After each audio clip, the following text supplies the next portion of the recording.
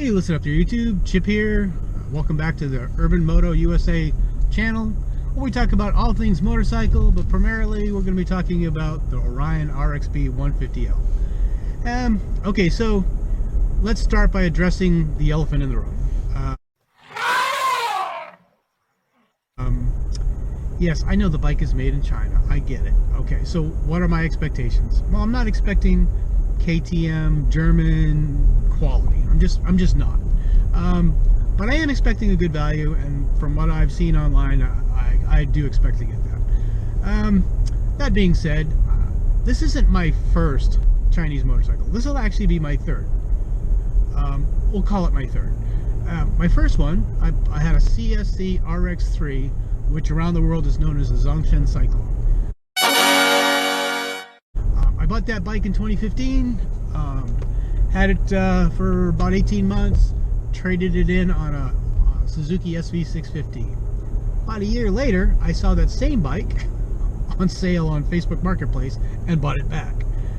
No regrets. I did eventually, get rid of it.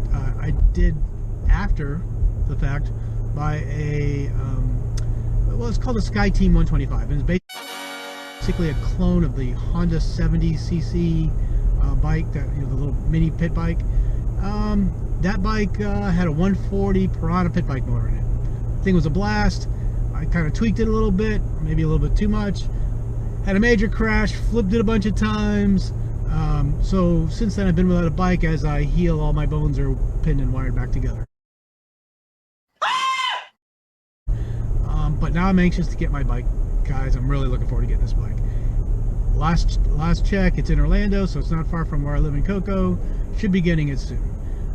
But that's all I want to talk about today. Just my opinion on buying a Chinese motorcycle. It's from China. That's why. It comes from China. I want to be accurate.